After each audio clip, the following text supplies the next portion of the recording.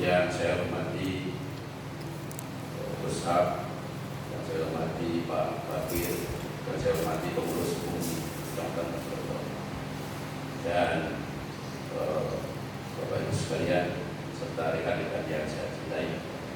Alhamdulillah pagi hari ini saya bisa sholat Bapak Ibu semua, mudah-mudahan jadi silaturahim yang manfaat bagi kita semuanya. Bapak Ibu sekalian yang saya hormati, pertama saya mohon maaf bahwa sebenarnya saya sudah komplain ke panitia, saya tidak harusnya matur dan ngaji panjenengan karena forumnya seperti ini, saya tidak punya kapasitas yang cukup untuk ini. Saya khawatirnya bisa sesat menyesatkan kedepan soal berdua sehingga saya akan matur kepada panjenengan semua tentang data saja. Saya akan matur tentang data yang mungkin saya akan mengomentari sedikit tentang data itu. Selebihnya adalah terserah panjenengan semua untuk memanfaatkan atau membaca data tersebut. Bapak Ibu sekalian, mohon maaf saya awali dengan matur ini. Ini sekarang tuh bahkan dipakai untuk titel acara ini milenial. Di era milenial ini segala sesuatunya sudah sangat berubah. Seperti misalnya saya itu orang yang tidak pernah belajar agama dengan benar. Itu harus saya deklarasikan, harus saya declare, karena sekarang itu kalau orang ngaku-ngaku itu mudah dilacak. Kalau saya itu dulu SD-nya SMP negeri, SMA negeri, kemudian kuliah di Universitas Negeri S1 S2, dan juga orang negeri ditanya, udah ngaku mondok itu boyo, pada ane sopo dan sebagainya, itu akan mudah dilacak di sejak digital dilacak. Oleh karena itu lebih baik saya utarakan saja di antara panjenengan ada yang pernah kenal, pernah dekat, hanya pernah tahu bahwa saya memang orang yang tidak mengenyam pendidikan agama itu secara formal. Nah, tapi saya kebetulan atau yang mendapat sesuatu yang alhamdulillah saya lahir di sebuah lingkungan pesantren, namanya Desa Buta di Majindu, namanya Buta, terdiri Buta Quran. Saya lahir di situ SD, SMP, SMA, kemudian ke Kediri. Kebetulan saya ambil kos tidak sengaja itu di utaranya Bulan Teguh, sehingga mulai Kiai Mahfuz, Kiai Imam Gus Maksum, sampai terakhir Kiai Idris itu sering kembali saya. Karena posisi saya di situ, beliau dewan dan kembali sampai dengan beliau tahu kalau saya orang Bapak, kemudian ada urusan anak, urusan ini juga. Kemudian saya nikah juga dengan lingkungan pesantren. Saya hidup di situ 14 tahun, terus kembali lagi hidup di Kediri, masih juga diberi kesempatan juga dengan Pak Ilmu macam-macam. Sehingga ya saya itu secara pendengaran mungkin bisa disebut santri utama ya. Saya dengar semua itu betul-betul hanya dari dengar. Nah, masalahnya atau ya datanya ternyata orang seperti saya dan ke bawah lagi, artinya orang yang seperti saya dan tidak sebelum saya punya kenalan seperti ini, itu jumlahnya itu 70%. Jumlahnya itu 70%. Jadi orang yang panjenengan kelompok besar itu memang iya. Jadi mulai dari yang alim alamat sampai dengan yang ya hadis dalil itu jumlahnya hanya 20%. Itu kalau dikalikan memang 40 juta sekian, tapi itu hanya 20% dari muslim di Indonesia. Sementara yang sekarang ini terus dinamis berkembang, yang radikal dari sebagainya, itu 7%. Angka terakhir di Kemenkumham itu 10%. Mereka berkembang. Maknanya apa? Bahwa kalau panjenengan itu keluar, sebenarnya itu kalau kita itu habis energinya untuk ngomong radikal itu, kita meninggalkan yang 70%. Yang 70% itu sering tidak bisa sentuh. Karena berdasarkan, lagi-lagi kami hanya berdasarkan data. Mungkin kedalamannya bisa beda-beda juga. Faktanya begini, kalau ada pengajian atau forum seperti ini aja, ini nanti kalau ada forum apalagi ya orangnya beririsan. Hampir sebagian besar jadi inilah. Ini yang menunjukkan bahwa sebenarnya kita itu besar, tapi kalau dibandingkan yang awam seperti saya itu, panjang masih kalah sama mayoritas. Mas, menang saya. Jamaah saya masih lebih banyak. Sebaliknya, kalau ada penyambutan seseorang tokoh datang dari luar negeri sampai ada demo memenuhi HI, bundaran HI, itu jumlahnya itu ketika dengan dari Sabang sampai Merauke datang semua di Jakarta itu ya segitu kan.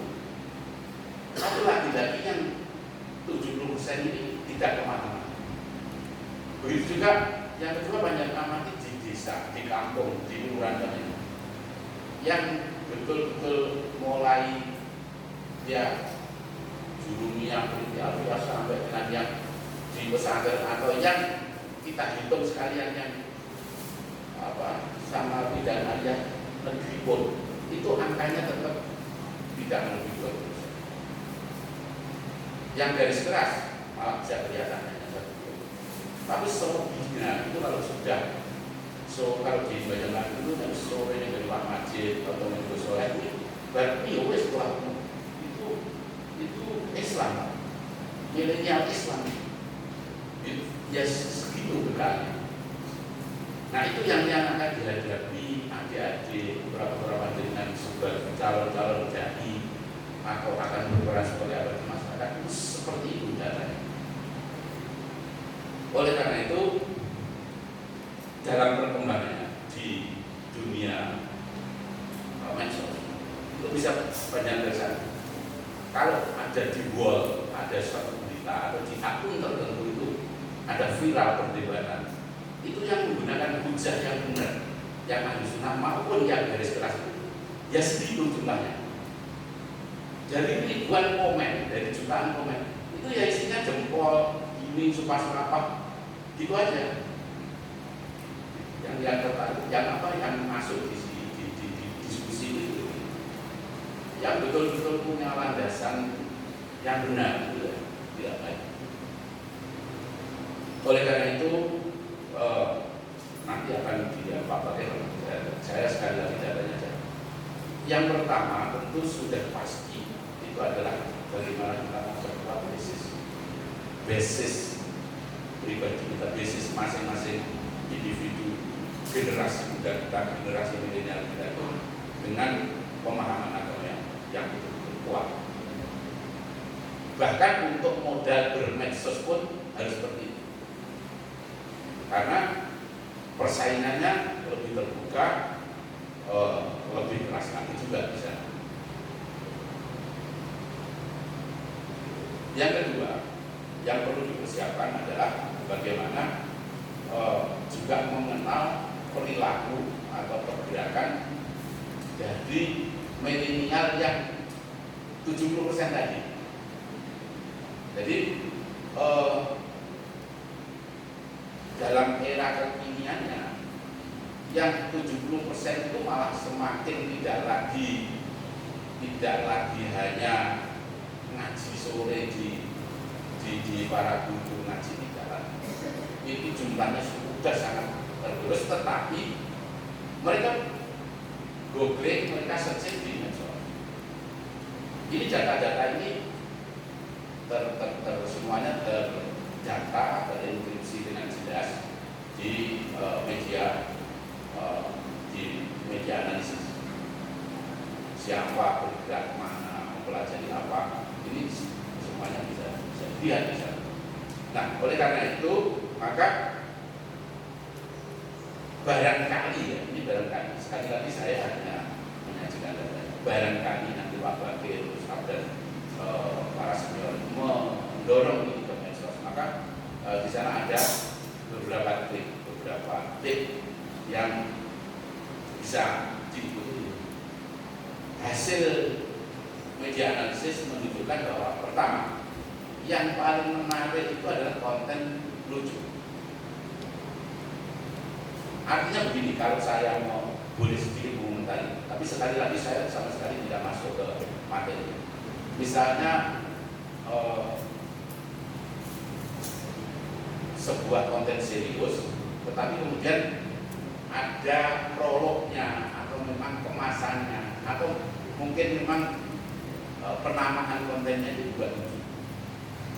Itu yang hasil analisa seperti ini. Ada persentase yang bisa muncul. Kemudian yang kedua itu cover. Seperti misalnya Kaji Indo itu menunjukkan Imam Masjidil Haram, menunjukkan Muhammad atau siapa itu akan lebih menarik. Itu nomor 2 tweetnya. Kalau di yang umum itu ya lagunya Raisa dinyanyikan siapa itu konten-konten yang cover itu yang benar. Nah, terus yang ketiga adalah testimoni keberhasilan. Itu yang konten yang nanti jika panjenengan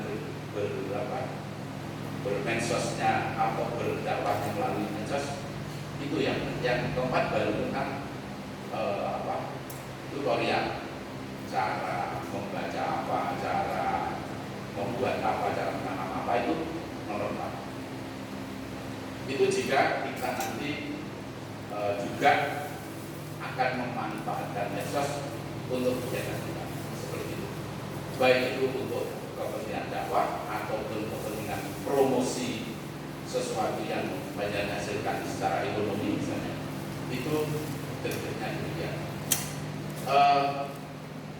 Dan ada beberapa data lain yang ada di file saya, karena sekarang ini milenial, makanya kemarin Pak Nusro tanya saya ada yang fotokopi, tidak ya, tidak fotokopi, nanti linknya aja dibuat atau di download selesai. Sekarang ada lagi seperti itu. Nah, terakhir yang perlu kami sampaikan adalah bagaimana kita bijak atau mengajari bijak memanfaatkan HP. Sekarang itu sudah eranya HP, sudah tidak bisa dibahas lagi seperti ini. Sekarang ini yang harus kita cari solusinya adalah bagaimana memanfaatkan HP itu untuk kepentingan dakwah tadi atau kepentingan ekonomi kita, kepentingan bisnis kita. Kalau persoalan belanja online, perdagangan online itu masih harus dibahas di masa kan, yang paling tidak untuk promo produk-produk kita. Jadi promonya secara online, tetapi jualannya masih offline. Tetapi mau tidak mau kita sudah bergerak tanpa kita pegang itu, tanpa kita pahami itu, ya kita bisa tinggal. Saya kira itu yang bisa saya sampaikan. Nanti barangkali ada diskusi atau ya kalau diskusinya dengan Pak Bakir barangkali lebih tepat. Itu saja. Mohon maaf atas segala kekurangan. Assalamualaikum warahmatullahi wabarakatuh. Baik, untuk pemateri yang kedua langsung aja tanya jawabnya nanti di akhir.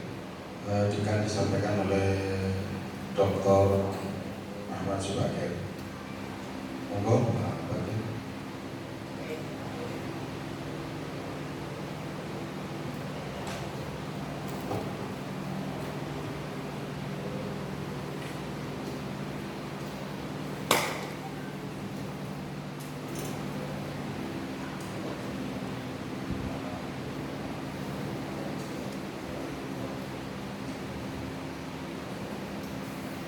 Assalamualaikum warahmatullahi wabarakatuh. Bismillah, alhamdulillah, salatu wassalamu ala rasulillah wa ala alihi wa sahbihi wa ala alihi. Yang terhormat Ketua MUI Kota Kediri, Romo Kiai Hafidh Bima Mahfuz, jajaran Ketua Muni Mojokerto arep muni FWC, mosok muni FWC ya. Mojokerto, saya seperti yang disampaikan oleh Mas Mukyar, saya ini juga rada grogi. Namanya Majelis Ulama. Mosok saya ngomong ulama kan gitu kan. Bisa jadi jam mente kan nanti kalau ngomong ulama kan gitu kan. Oke. Maka dari itu saya juga sepakat apa yang disampaikan oleh Mas Mukyar tadi. Sedikit saya ingin nambah data yang disampaikan Mas Mukyar tadi. Kalau berbicara kuantitas, ya memang semakin ditelisik itu semakin ngeri. Tidak ada satu generasi yang tidak ini meskipun mungkin tidak 100% ya. Ibaratnya Mas Nur Novian ini adalah kepala dinas. Di antara sekian kepala dinas yang pasti berhubungan dengan penduduk, itu ternyata bukan Dukcapil. Ternyata adalah kepala dinas pendidikan. Karena menurut hemat saya tidak ada satu orang pun bahkan di satu wilayah tertentu yang tidak mengalami dunia pendidikan. Maka dari itu sebenarnya yang bisa menentukan arah mana nanti kualitas keimanan masyarakat apa 10 tahun ke depan itu sebenarnya adalah kepala dinas pendidikan. Lontong tapi kan reson MTS Pak, di Kota Kediri MTS-nya berapa? Enggak. SMP ini berapa? Lah ya. Artinya apa? Ini jangan dimaknai secara detail. Ciri utamanya milenial itu nanti saya bisa menunjukkan tidak detail di antara sekian banyaknya.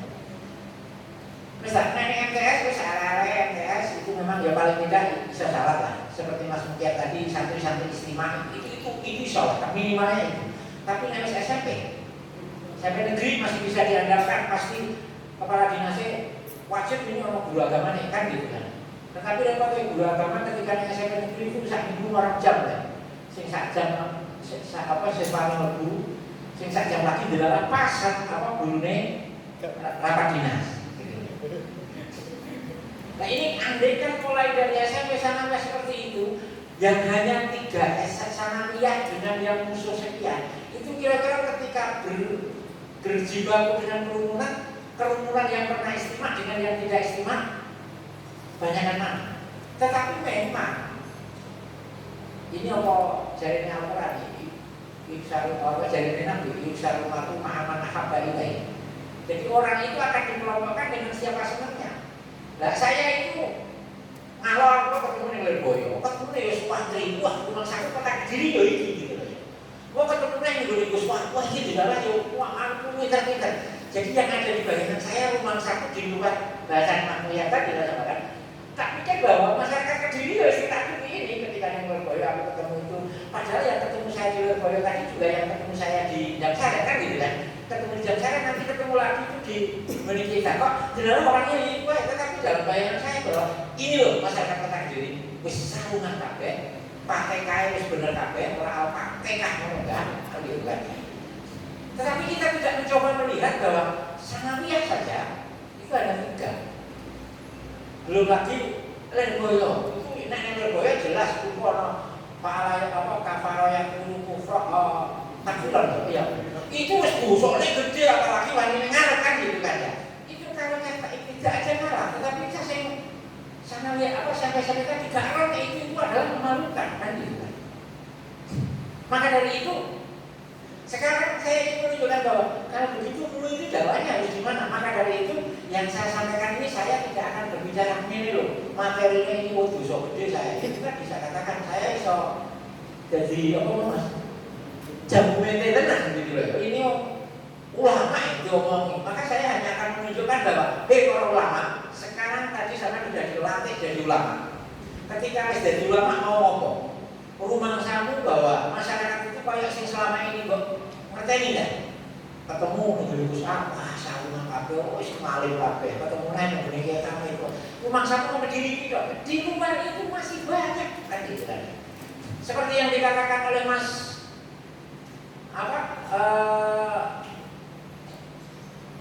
Nur Sakit. Betul ya Bapak. Ini milenial kan gitu kan.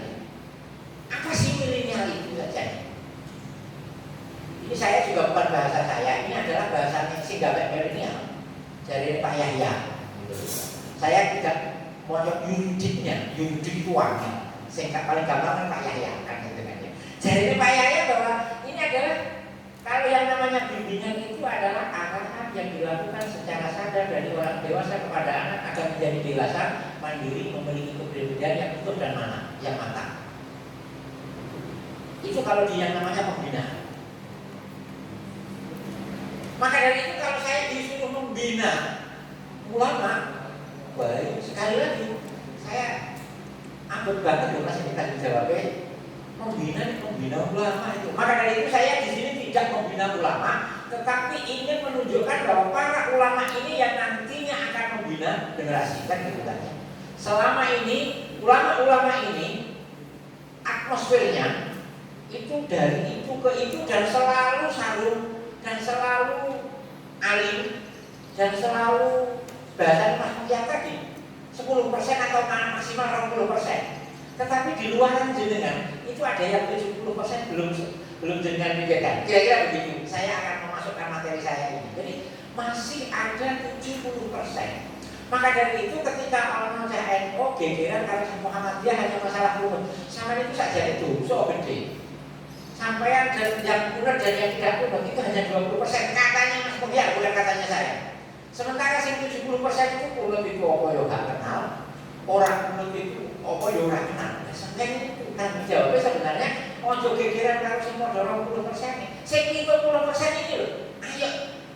Kita masih orang kulit tapi ayo nanti kenal kulit itu bagian daripada yang mana yang dikulit yang jenis subuh kan. Kira-kira begitu saya memaknainya. Jadi saya hanya akan menunjukkan ada area yang ini angkanya tidak saya persiapkan, tetapi saya angkanya mendapat dari Mas Mokiar tadi. Angkanya itu 70% yang kita lupakan. Pondok satu dengan pondok yang lain hanya karena yang satu menggunakan judulnya, yang satu menggunakan akidah. Jangan gitu ngawam ngomong, oh jangan gitu. Gitu loh ya. Yang tidak menggunakan akidah ngawam, tidak menggunakan judulnya itu jauh lebih persen, 70%. Nah ini yang harus dilakukan. Itu kira-kira begitu. Nah, intinya yang namanya pembinaan itu adalah proses yang dilakukan untuk merubah tingkah laku dan individu. Ini yang repot. Jadi pembinaan itu adalah intinya bagaimana kita ingin merubah tingkah laku dan individu serta membentuk kepribadiannya sehingga apa yang dicita-citakan dapat tercapai sesuai dengan yang diharapkan. Negeri ini mempunyai harapan. Gitu. Negeri ini itu mempunyai harapan bahwa dulu dibentuk negeri ini harapannya jelas di pembukaan undang-undang dasar itu ada beberapa tujuan, tapi satu di antaranya tujuan adalah kita yang berkepribadian dan ini tidak bisa apa istilahnya jadi dewi, pasti harus dibentuk. Maka dari itu pas menurut teman saya MUI itu adalah mempunyai tanggung jawab pembinaan. Hari ini yang menjadi masalah 70% itu rata-rata orangnya disebut apa yang dikatakan Mas Mutia tadi, milenial. Nah yang akan dibinakan apa? Menurut kita karena kita MUI yang harus dibinakan juga harus agama. Nah untuk mendefinisikan agama, ini kira-kira begitu bahasa saya. Agama itu adalah sistem yang mengatur kepercayaan dan peribadatan pada Tuhan serta tata kaidah yang berhubungan dengan budaya. Ini adalah menurut orang sono, itulah agama. Tetapi kita punya takrif. Nah, bahasanya kan gitu kan. Beberapa ulama mengatakan agama itu adalah wadon lillahi yursa'i wa lillahi mukul lisa'adatin dan seterusnya panjang. Tak apa lah gitu ya. Karena kemarin boleh ibu ini gak ketemu tak tulis saya ini. Wadon lillahi yursa'i wa lillahi mukul lisa'adatin. Terus akhirnya ada di dunia ukhrahu. Jadi ada dua dimensi kalau agama itu. Pasti ada yang bersifat profan, ada yang bersifat dunia, dan ada yang bersifat akhirat. Itu agama. Tapi dibina bermental itu agar baik di antara sesama. Tetapi dibina atas dasar agama itu pasti ada yang berorientasi kepada tatanan kehidupan ketika urip lan sakbare urip. Kabeh agama punya kepercayaan urip juga meloro pasti ketika ning donya iki lan sakbare donya. dan seterusnya.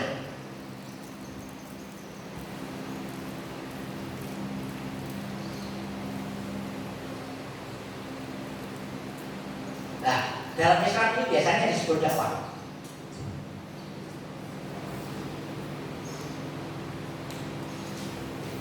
Ini kan nggak harus saya baca.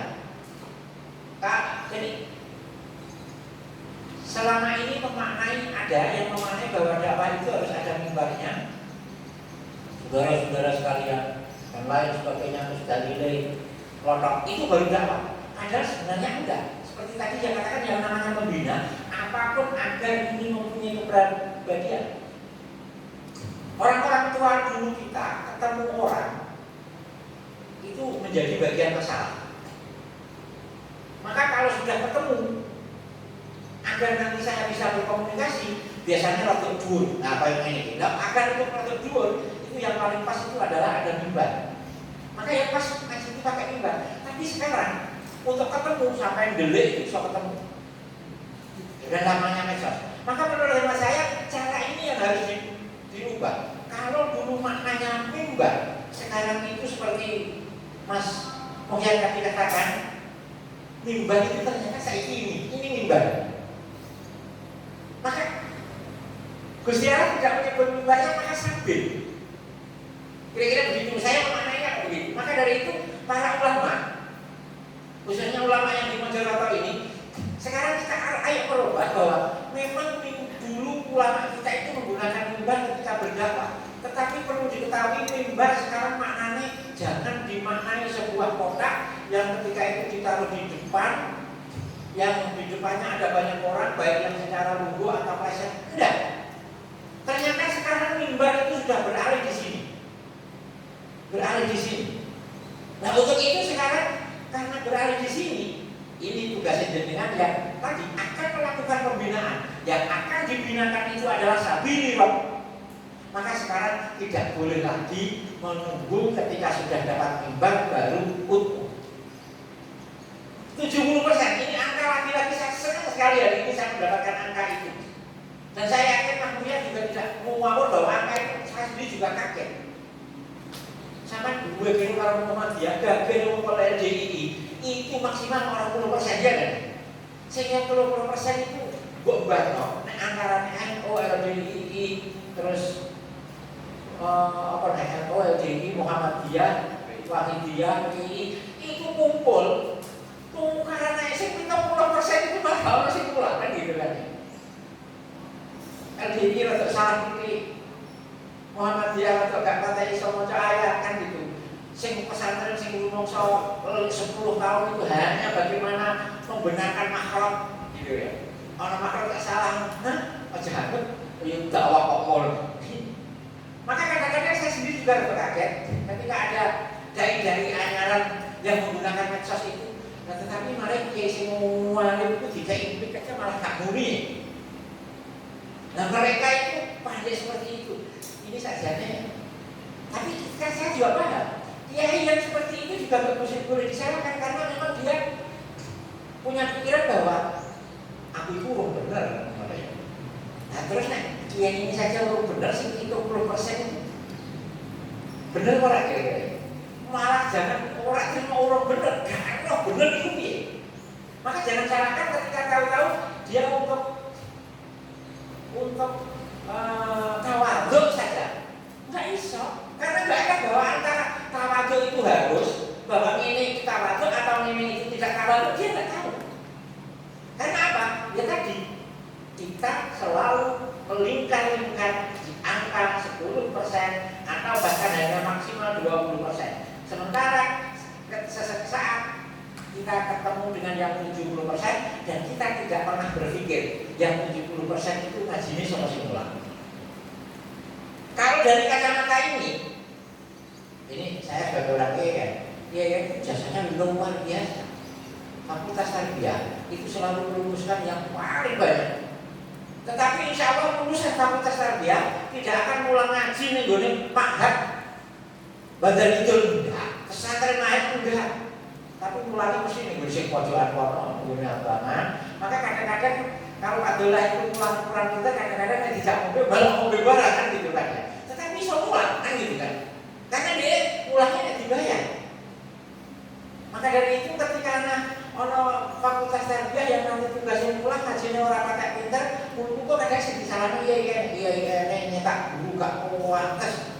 Tetapi sementara Lirboyo itu 10.000 dan tiap bulan itu tiap tahun itu lulus 1.000 katakanlah begitu. Lah 1.000 ini kadang-kadang pulangi yang Indonesia lingkungannya dewe dan yang diopani yang 10% tadi atau yang 20% tadi. Nah yang 20% itu si opani kadang malah mau lihat. Makanya yang cerdas ini mohon maaf ini bukan cara berpikir saya ya. Ini bagian analisis saya. Makanya kadang-kadang ya orang iya ya. Teman kita yang oke lah kita sebut saja kadang-kadang teman-teman kita PKS yang sudah rada kata-kata mungkin rada iso buka kitab dan iso ngaji Quran rada baik itu datanya mesti miliknya orang-orang yang seperti itu karena dia melihat data ini 70% itu timbang Gus Ab 70% itu ditinggal Lirboyo 20% itu ditinggal ya dia mau main karena apa? Dia yang Lirboyo mesti kalah aku kita ngomong bahwa mana mau usul mau istighfar jadi ya karo kan gitu kan ya kafar takfiran itu dengan kafar yang kufran itu yang benar yang mana ya karo dia tetapi dia bisa bocor kan gitu kan karena terjemahan nah, sekarang kita mau bina yang mana sekali lagi saya gunakan datanya saya kita mau masuk yang di 10% masuk yang di 20% atau berorientasi yang pada 70%. Secara yang masih di lembaga yang 70% lihat saja antara sanawiyah dengan SMP pasti banyak yang SMP. SMP percayakan pada siapa? Bayangkan institusi Pak Nur Sokip Pak itu kan. Iya kan? SMA institusi Pak Nur Sokip berarti nama yang tetapi Pak Nur Sokip itu kan hanya satu kelas dan yang lain. Dan cara ngajarnya Pak Nur Sokip seperti tadi 1 minggu hanya 2 jam. Minggu pertama Pak Nur Sokip diundang berapa? Minggu kedua Pak Nur Sokip pertudela saya pasti celok sudah kalau minggu gak dapatnya belas.